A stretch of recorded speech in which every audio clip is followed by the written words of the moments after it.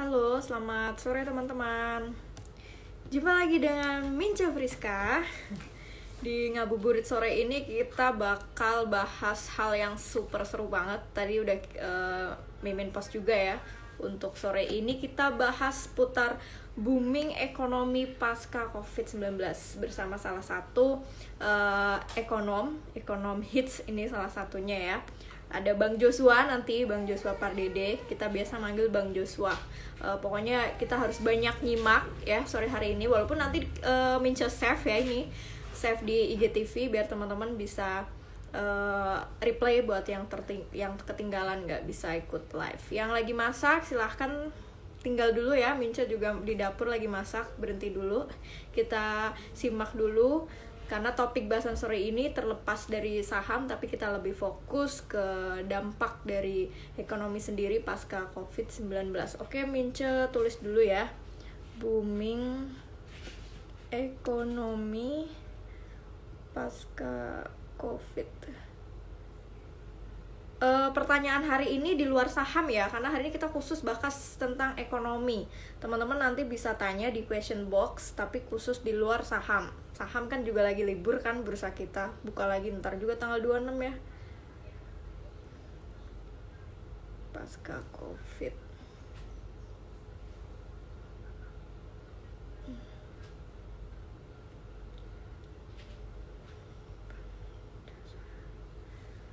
Pardene.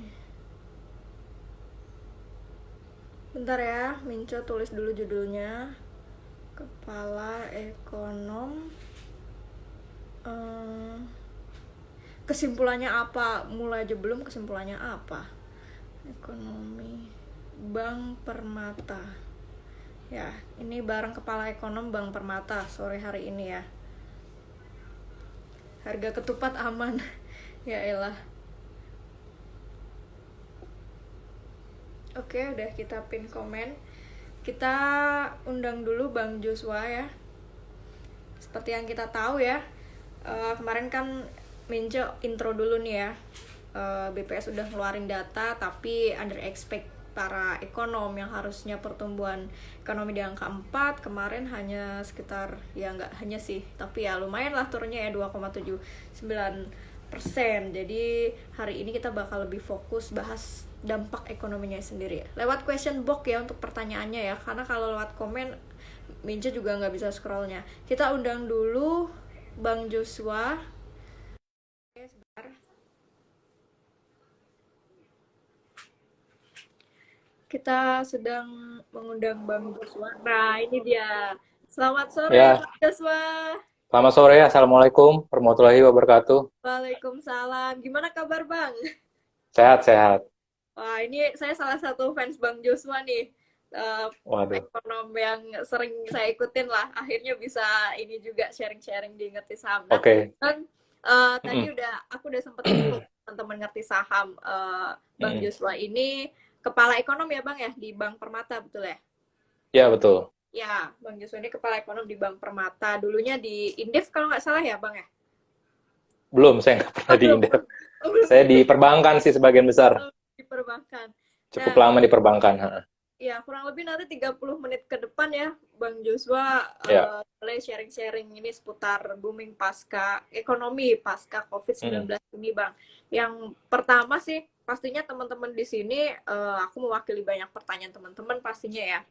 Mm. Seberapa buruk sih kira-kira Bang Joshua dampak ekonomi akibat COVID-19 ini? Dimana kita tahu selesainya aja kita belum tahu kapan Mm. gitu, tapi mungkin dari para ekonom sendiri udah memperkirakan proyeksi dampak ekonomi itu sendiri pasca COVID-19. Iya, memang ini pertanyaan yang cukup menarik ya. Saya pikir juga pemerintah dan juga pengambil kebijakan saat ini juga semuanya mengambil kebijakan itu berdasarkan rekomendasi dari ahli epidemiologi. Ya, karena kita tahu bahwa yang mengerti sampai kapan ini kita sudah mencapai puncaknya atau belum, atau sampai kapan ini berakhir, tentu kan ahli epidemiologi ya, ataupun ahli kesehatan kedokteran. Ya. Jadi, tapi kalau kita melihat dengan kondisi terberatnya, ini kita melihat bahwa di kuartal 1 saja sudah terlihat ya bahwa yang tadi dikatakan bahwa kuartal 1 lebih rendah dari perkiraan. Pemerintah dan juga Bank Indonesia perkiraannya sekitar 4%-an, tapi kenyataannya 3% kurang, dikit ya, 2,97. Artinya bahwa di kuartal 1 ini dampak dari COVID ini sudah nampak ya, meskipun PSBB itu pertama kali di Jakarta itu di awal April, tapi dampaknya sendiri sudah cukup signifikan. Dan ini artinya di kuartal kedua memang saya melihatnya dampaknya mungkin akan lebih melambat lagi perekonomian kita. Karena juga kita bisa melihat dengan data-data ataupun berita di lini media massa bahwa perusahaan-perusahaan sudah mulai banyak ya merumahkan ataupun PHK-kan karyawannya, sehingga dampak di kuartal kedua itu dampaknya akan cukup signifikan dibandingkan kuartal 1. Dan itu tadi pertanyaan sangat baik sekali bahwa kalau COVID ini belum berakhir, artinya PSBB ini juga masih akan tetap diberlakukan ya. Sedangkan ini menjadi salah satu halangan karena dengan adanya PSBB ini tidak semua perusahaan ataupun industri bisa beroperasi, sehingga menjadi masalah juga. Dan memang sektor-sektor yang sudah terkena di kuartal 1 itu tentunya yang kita lihat jelas adalah pariwisata dan turunannya. Makanya hotel-hotel, restoran itu kan nggak bisa beroperasi ya. Penerbangan juga relatif juga ini kan baru mulai ya dalam seminggu terakhir ini kalau saya tidak salah. Tapi di kuartal 1 itu dampaknya sudah kelihatan jelas ya dari sektor hotel, restoran, dan makanya kalau kita lihat dari berdasarkan wilayah provinsi Bali dan juga Jogja itu sudah mengalami negatif pertumbuhannya di kuartal 1. Meskipun sebagian besar masih tumbuh positif ya, semua provinsi, 32 provinsi, tapi 2 provinsi itu mengalami pertumbuhan negatif. Artinya kuartal kedua dan kuartal ketiga ini memang kita mengantisipasi dampaknya mungkin lebih melambat lagi dibandingkan kuartal 1. Wow, ini luar biasa nih, para investor saham denger ini kayaknya lebih was-was lagi di kuartal 2 dan 3.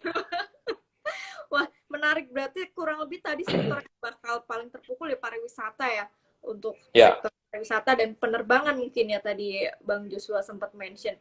Kemudian saya masih penasaran dan banyak teman-teman juga menanyakan, sebenarnya seberapa kuat sih fundamental negara kita sendiri, Indonesia, dalam menghadapi COVID-19 ini, Bang?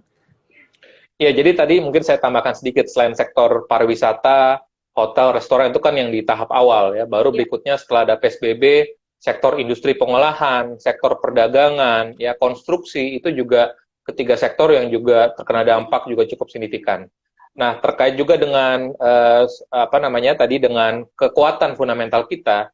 Jadi kita pernah mengalami krisis 97-98, ya nggak tahu, saya nggak tahu apakah teman-teman sudah mengalaminya sebelumnya, tapi saya salah satu yang melihat pada krisis itu, meskipun memang saya masih sekolah pada saat itu. Tapi kondisinya adalah 97-98 itu krisis dari mata uang ya, di mana waktu itu Thailand Baht, mata uang di Thailand itu kolaps ya, ataupun mengalami pelemahan sangat signifikan, akhirnya merembet pada mata uang Asia lainnya, termasuk rupiah.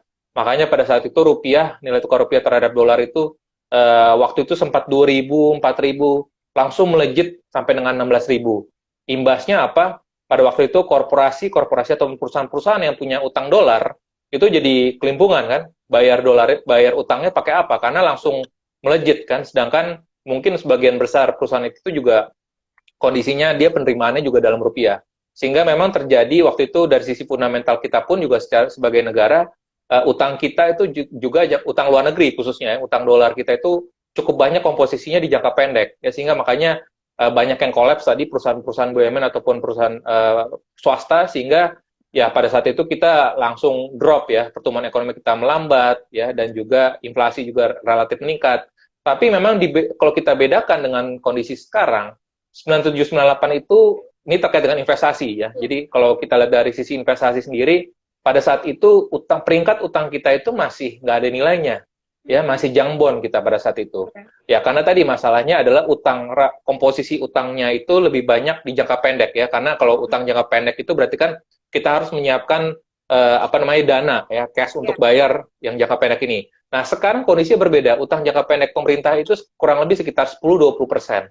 Jadi sebagian besar itu justru malah yang jangka panjang. Artinya kesinambungan fiskal atau kesinambungan utangnya pun juga ini lebih baik makanya. Nah, di samping itu juga dalam 3-4 tahun terakhir ini Indonesia pun juga sudah rating kita sudah layak investasi ya.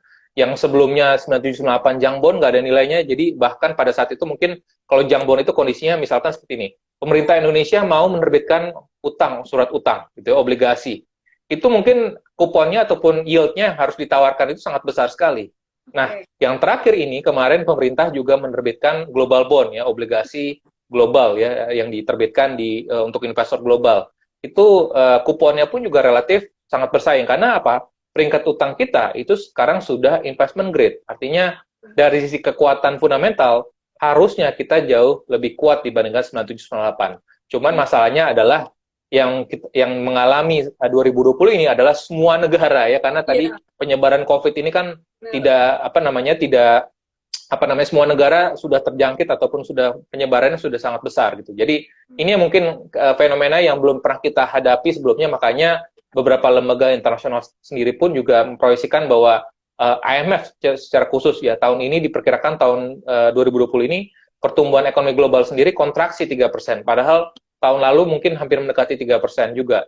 Positif 3%, tahun ini negatif 3%. Jadi semuanya berubah signifikan sekali karena fenomena yang COVID ini yang unprecedented, artinya tidak pernah diantisipasi sebelumnya oleh negara-negara ataupun pemerintah di dunia.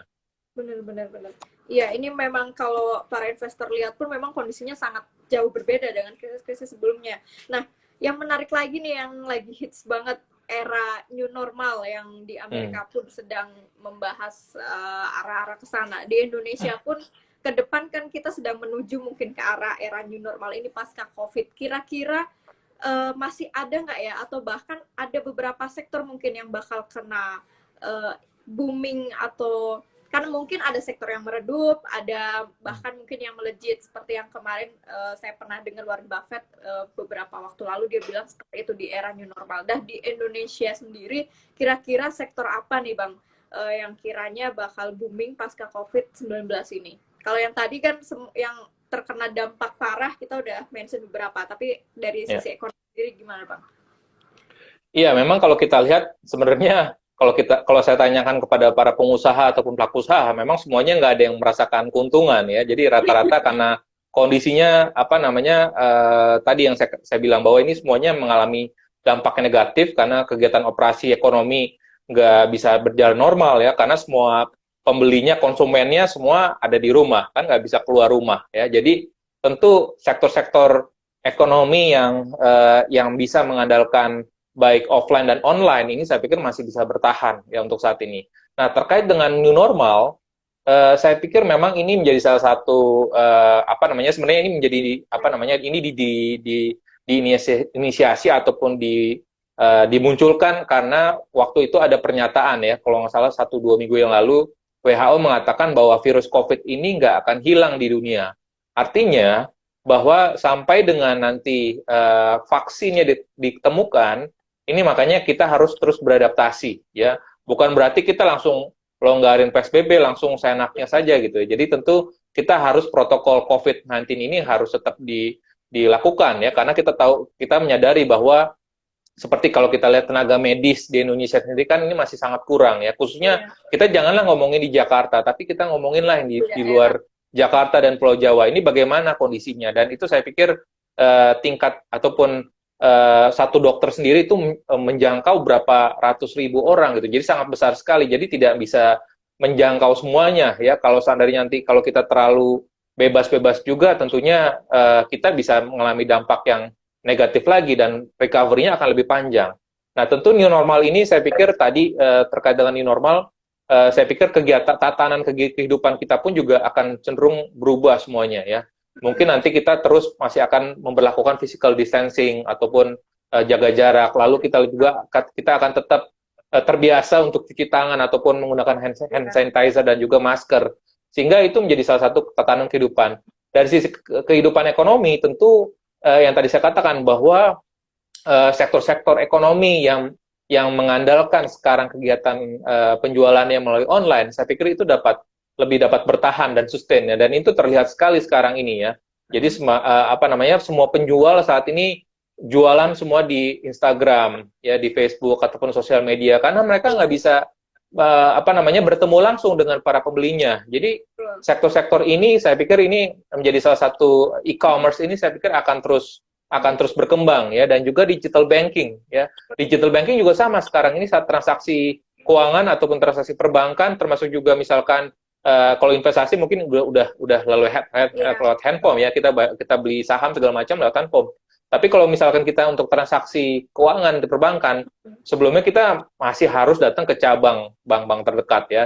Tapi sekarang kita tinggal semuanya transaksi transfer dan juga lain sebagainya, pembayaran lain sebagainya, semuanya bisa digital banking. Jadi semua yang berbau digital ini saya pikir akan terus berkembang ke depannya. Justru malah sekarang yang sekarang berkembang juga di China ya, saya mendengar juga bahwa sekarang mall itu namanya seamless shopping ya. Jadi kita dari gadget HP kita, jadi kita berinteraksi dengan pramu apa namanya, orang yang jaga tokonya. Jadi transaksinya di situ gitu. Jadi tetap ada offline-nya, tapi kita tetap bertransaksi nawar-nawarnya dari handphone gitu. Nanti baru barangnya jalan ataupun diantar melalui ya kurir gitu ya, online juga gitu. Jadi itulah saya pikir yang menjadi new normal ke depannya. Dan tapi yang penting juga terkait juga dengan ekonomi kita, ini saya pikir harusnya menjadi pelajaran buat Indonesia ya, karena kita selama ini seperti pariwisata ya. Pariwisata mungkin kita cukup mengandalkan tadi dari wisatawan mancanegara ya, tapi kita banyak orang Indonesia sendiri melancong ke Singapura, ke Malaysia, Jepang gitu kan. Padahal banyak destinasi wisata di Indonesia tuh yang sangat bagus-bagus banget gitu ya. Dan di sisi lainnya juga masalah industri pengolahan ya kan, ini juga masalahnya ini karena di China waktu itu terjadi lockdown ya, kita industri manufaktur juga nggak dapat suplai bahan baku ya, sehingga makanya ini harusnya juga menjadi pelajaran buat pemerintah bagaimana memikirkan, karena negara-negara lain pun juga sudah belajar pasti kalau tergantung sepenuhnya pada China ya berakibat seperti ini ya, nggak ada barang yang bisa dikirimkan bahan bakunya, sehingga pada saat bahan baku nggak bisa dikirim, produksi dari industri pengolahan sendiri nggak jalan gitu ya. Nah ini saya pikir harus menjadi langkah awal untuk kita melaksanakan reindustrialisasi di Indonesia ya, karena ini harusnya menjadi supaya kita bisa mendorong supaya nanti industri manufaktur kita ini bisa lebih maju lagi, dan barang-barang yang misalkan untuk UMKM dan juga untuk e-commerce ini harusnya yang didorong itu adalah produk-produk unggulan kita gitu ya, dari sisi dalam negeri ya, supaya bisa kita punya nilai tambah di pasar internasionalnya seperti itu. Wah, keren. Oke.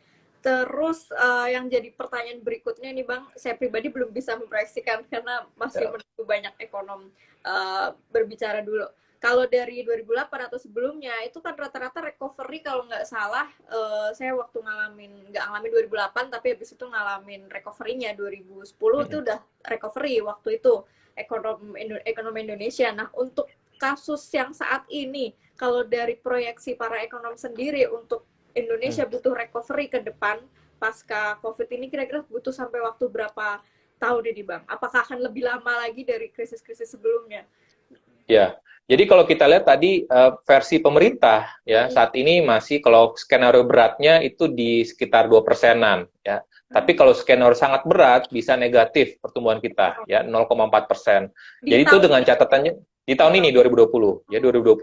Nah, tapi recovery-nya memang kalau kita lihat beberapa beberapa proyeksi dari Kementerian Keuangan ataupun dari lembaga internasional memang agak sedikit berbeda. Kalau lembaga internasional itu recovery-nya V ya, V-shape. Jadi bentuknya V. Jadi turun drastis cepat di tahun ini, langsung melejit tahun depan.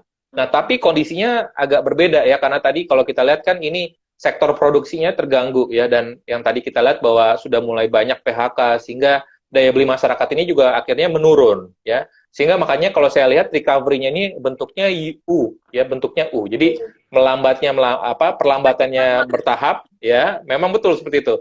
Tapi perbaikannya ataupun recovery-nya pun juga lebih baik bertahap ya. Nah, tapi kondisi yang tadi kalau misalkan PSBB terlampau cepat tanpa ada rekomendasi dari dokter ataupun ahli epidemiologi terlalu cepat dilonggarkan, itu bisa bentuknya W. Jadi kita turun, recovery lagi, second wave, ya kan, second wave.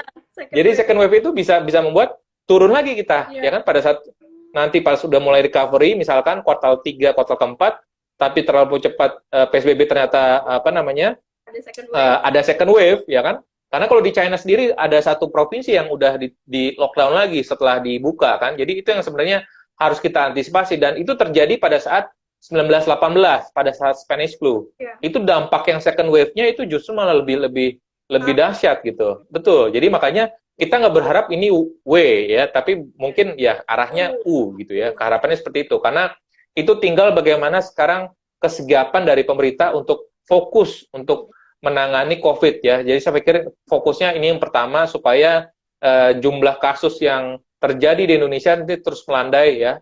Karena kalau kita lihat hari ini saja kan terus meningkat lagi ya, udah nambah terus ya. Dan itu makanya kondisi untuk recovery-nya ya, saya pikir untuk kondisi yang ataupun skenario baseline, saya pikir ini mungkin di awal tahun depan ya baru mulai recovery ya, lebih cepatnya. Nah, tapi kan kalau investor itu kan melihatnya biasanya kan dia ahead the curve ya.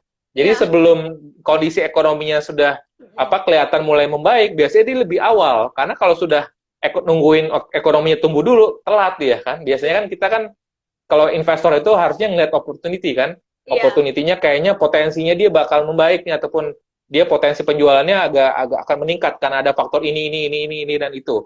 Nah, tentu pada saat kita nggak mungkin beli sahamnya kan setelah dia naik dulu kan, setelah dia kondisi yang membaik dulu. Jadi kondisi saat ini saya pikir ini menjadi salah satu momentum ya buat para investor juga untuk ya sekiranya memang melihat yang dari sisi fundamentalnya tadi relatif cukup baik, ya saya pikir memang harus bisa mulai enter sekarang gitu ya, karena tadi kondisinya kita lihat bahwa recovery tadi kan udah mulai beberapa bulan ke depan gitu. Jadi harapannya kondisinya pun juga akan semakin membaik buat ekonomi dan juga buat bagi perusahaan-perusahaan gitu ya. Tapi ya tetap baru kita harus melihat juga ya profil risiko kita seperti apa. Apakah kita untuk trading ataukah untuk investasi. Jadi itu harus dibedakan juga ya. Kalau misalkan untuk lihat fundamental, tentu ini ngelihatnya ini tujuan untuk investasi. Artinya kita beli satu saham yang bagus, ya udah kita nggak usah ngeliatin tiap hari gitu ya. Tapi kita berharap bahwa kondisi fundamentalnya terus membaik seiring dengan perbaikan ekonomi makronya gitu.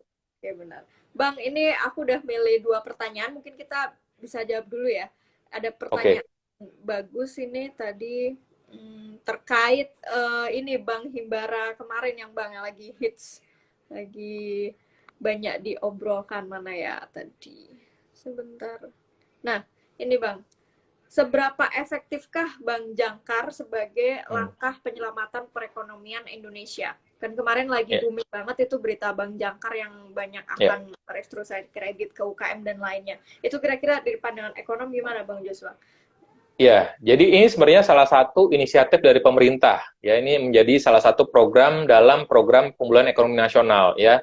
Jadi kalau kita lihat dalam 3 hari yang lalu, kalau saya tidak salah, Kementerian Keuangan juga dalam press conference-nya juga sudah merilis perubahan dari program pemulihan ekonomi nasional. Jadi ada penambahan di situ. Nah, salah satunya anggaran ataupun penempatan dana yang akan ditempatkan pada Bank Jangkar ya, ataupun bank yang ditetapkan oleh OJK dan juga regulator lainnya yang kondisi kesehatannya relatif lebih baik dan dari sisi total asetnya itu termasuk dalam 15 besar di Indonesia. Nah, tujuannya kenapa? Karena ini saya kaitkan dengan kebijakan OJK, ya, kebijakan OJK. Karena kan kita tahu bahwa perusahaan-perusahaan ini kan cash flow-nya kan makin menipis ya kan. Apindo ataupun Kadin, ya, Apindo dan Kadin sendiri mengatakan bahwa cash flow sampai dengan Juni. Setelah Juni ini pada berdarah semua, bleeding semua. Nah, ini makanya yang menjadi satu komponen cost yang besar juga dari sisi perusahaan adalah pembayaran bunga dan pokok kepada perbankan ataupun lembaga pembiayaan. Nah, makanya di dalam Perpu nomor 1 itu OJK juga di situ memberikan pelonggaran ya buat debitur ataupun perusahaan-perusahaan yang dia mempunyai kewajiban kepada perbankan ataupun lembaga pembiayaan, dia bisa dilonggarkan. Ya, ini sering disamakan restrukturisasi ya perbankan ataupun lembaga pembiayaan. Nah, ini artinya sampai dengan Maret 2020 dari mulai Maret 2020 sampai dengan Maret 2021 itu diadakan pelonggaran ya, tapi bentuk pelonggarannya bisa macam-macam. Ada yang bisa dikurangin suku bunganya, ada yang ditunda pembayaran bunga dan atau pokoknya, dan atau juga bisa perbankan itu bisa menambah fasilitasnya. Jadi tergantung nanti kebutuhan dari perusahaan itu dan juga bagaimana tingkat kesehatan, dan tentu persyaratnya adalah ini kondisinya sebelumnya baik ya. Jadi kalau sebelumnya udah batuk-batuk memang tidak apa namanya tidak memenuhi syarat sebenarnya ya, karena OJK menyarankan adalah kondisi dari perusahaan ataupun debitur ini sebelumnya baik dan baru karena COVID baru kondisinya jadi memburuk ya, dan ini juga diprioritaskan untuk UMKM ya. Jadi ini plafonnya sampai dengan 10 miliar ya. Dan tadi terkait dengan restrukturisasi ini, tentu kan jadi pembayaran likuiditas perbankan itu jadi agak berkurang kan. Jadi kan karena kan biasanya tiap bulan itu perbankan itu memperoleh pembayaran bunga atau pokok ya dari debiturnya.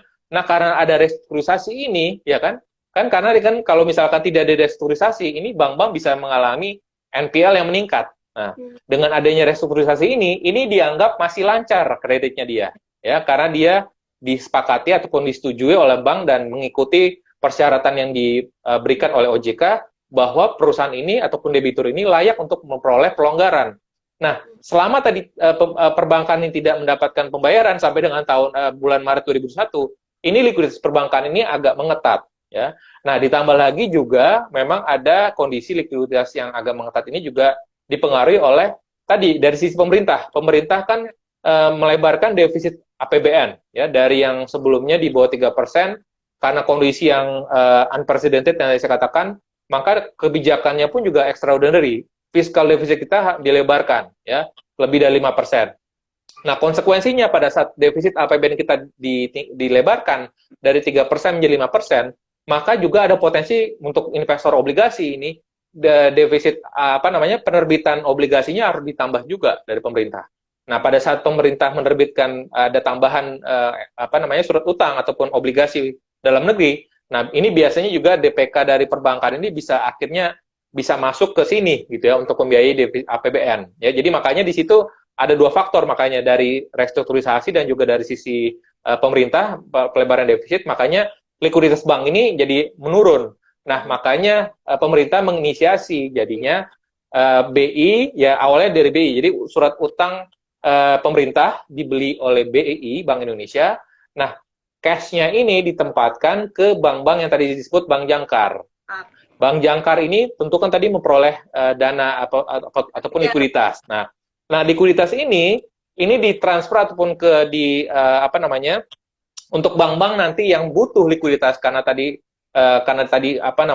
program restrukturisasinya, dia bisa melakukan transaksi di pasar uang melalui transaksi pasar uang antar bank ya. Jadi memang agak teknis ya di sini, tapi intinya adalah si bank yang memerlukan likuiditas ini melakukan proposal ya, meminta proposal supaya ada bantuan likuiditas ya. Jadi sebenarnya antar bank juga sebenarnya ya. Jadi tidak langsung antar bank, jadi bank yang jangkar ini dengan bank yang memerlukan likuiditas. Jadi harapannya likuiditas dari sektor perbankan ini bisa terkendali ya. Jadi tidak ada kesulitan likuiditas. Kenapa harus dijaga likuiditas? Karena kalau likuiditas ini tetap aman, suku bunga bank itu tidak akan naik ya. Suku bunga bank ini tidak naik, dan nanti pada saat ekonomi sudah mulai pulih, tentu perusahaan-perusahaan ini kan butuh modal kerja lagi.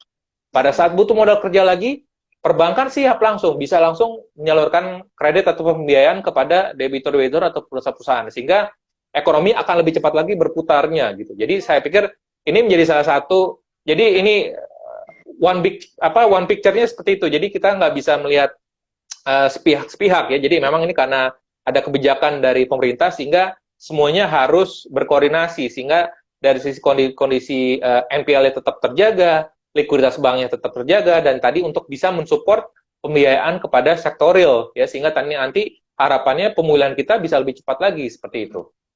Oke, keren-keren nih, karena perbankan sangat sensitif banit sih Mas untuk industri saat itu. Nah, kemudian terkait ini Bang, quantitative easing kemarin yang Bank Indonesia keluarkan, itu kalau dari sisi para ekonom sendiri, apakah itu sudah efektif untuk nge-boost ekonomi Indonesia di tengah COVID, atau haruskah ada quantitative easing lagi harusnya? Ya, jadi saya boleh meluruskan di sini ya, sekalian kita berdiskusi juga bahwa quantitative easing yang dilakukan oleh Bank Indonesia, meskipun namanya sama ya, quantitative easing, tapi ini sangat berbeda dengan konsep yang diterapkan oleh Bank Sentral Amerika Serikat ya. Kalau Bank Sentral Amerika Serikat itu memang dia printing money pada saat dia melakukan quantitative easing ya. Dia dengan menambah jumlah uang beredar di masyarakat ya. Nah, perbedaannya yang Bank Indonesia lakukan adalah Bank Indonesia melakukan relaksasi dari namanya giro wajib minimum. Ya, giro wajib minimum ini adalah kewajiban dari bank yang ditempatkan di Bank Indonesia. Nah, jadi tiap bulan itu perbankan itu harus menyetor sekitar sejumlah apa namanya dari sebagian DPK-nya itu ditempatkan GWM-nya di BI. Nah, itu yang diturunkan oleh BI. Jadi kan sebenarnya ini menambah likuiditas dari bank lagi sebenarnya, ya, menambah likuiditas bank. Dan kalau kita lihat juga di selain tadi menurunkan giro wajib minimum, Bank Indonesia juga merelaksasi namanya open market operation, ya. Ini agak teknis juga ya, teknis dari perbankan juga dan treasury biasanya. Nah, ini tapi intinya adalah ini memperbanyak likuiditas di perbankan sebenarnya. Jadi tidak apa namanya tidak sampai memprinting money, ya, karena kalau kita lihat printing money itu risikonya sangat besar sekali, ya, karena pertama kita pernah mengalami kejadian BLBI pada saat itu. BI pun juga akhirnya tersangkut juga ya masalah apa namanya tidak efektifnya penyaluran bantuan apa namanya bantuan likuiditas dari Bank Indonesia gitu ya, makanya terjadi kasus korupsi dan lain sebagainya. Dan saya pikir memang BI menjaga supaya itu, dan tentu bahwa fungsinya BI tentu adalah yang utama adalah menjaga stabilitas harga, yaitu inflasi dan juga stabilitas rupiah, ya, dan mensupport perekonomian ya tadi dengan menjaga likuiditas ini, ya, likuiditas perbankan, ya, karena kondisi likuiditas ini perbankan ini tetap baik, ini penyaluran nanti kredit kepada sektor-sektor real nanti ini akan lebih lancar lagi, ya, sebenarnya itu sebenarnya. Jadi untuk saat ini tadi kalau likuiditasnya aman perbankan, maka tadi perbankan bisa ngasih restrukturisasi sehingga perusahaan-perusahaan itu tidak mengalami kesulitan, ya, cash flow-nya jadi agak berkurang kesulitannya. Nah, nanti pada saat sudah mulai recovery, let's say misalkan bulan Desember ataupun awal tahun depan, pada saat perusahaan butuh modal kerja, dia bisa langsung apa namanya meminjam tanpa suku bunganya naik lagi. Karena kalau likuiditas ini naik, ya, agak ketat, biasanya suku bunga bank ini juga ngikutin juga naik. Tapi kalau likuiditasnya aman, nah suku bunganya kita juga relatif bisa apa namanya rendah. Dan ini juga menjadi salah satu program pemulihan ekonomi nasional adalah pemerintah juga memberikan subsidi bunga ya bagi UMKM. Ya, tentunya saya pikir ini juga menjadi salah satu apa namanya kebijakan yang sangat baik yang dapat mempercepat recovery dari ekonomi kita. Oke, Bang, mungkin ini pertanyaan terakhir. Udah setengah jam lebih, tapi seru banget sih. Harusnya masih pengen lagi. Ini agak ada yang nanya, tapi agak mungkin lebih ke Bank Permata nih, karena banyak yang kepo juga nih, Bang, terkait akuisisi Bank Permata oleh Bank Bangkok. Kan kemarin lagi ini juga di kalangan investor lagi heboh juga. Itu gimana menurut Bang Jos selaku kepala ekonominya sendiri? Aduh, bukannya saya nggak mau jawab, tapi memang saya nggak kompeten untuk menjawabnya. Jadi saya belum bisa menjawabnya untuk di forum ini. Jadi karena saya menganalisa ekonomi makro dan juga ya financial market juga. Jadi kalau misalkan nanya financial market, saya lebih diperbolehkan ya. Tapi untuk menjawab hal ini saya tidak diperbolehkan, dan saya memang memohon maaf untuk nggak bisa jawab gitu. Oke, ini berkaitan dengan ini etis dan tidaknya ya, karena dari internalnya mungkin ya. Iya, betul. Oke deh Bang Joshua, mungkin itu aja. Ini kita save 24 jam Bang Joshua, jadi teman-teman yang nggak sempat nonton live ini bisa replay. Luar biasa banget, kita dapat insight banyak selaku pelaku investor di Bursa Efek. Jadi udah ada, tadi aku pribadi jadi mulai agak merubah sedikit keputusan ke depannya sepertinya setelah mendengarkan Bang Joshua. Ini terima kasih sekali Bang Joshua ya atas sama-sama, terima kasih udah meluangkan waktu. Terima kasih. Assalamualaikum warahmatullahi wabarakatuh. Waalaikumsalam warahmatullahi wabarakatuh.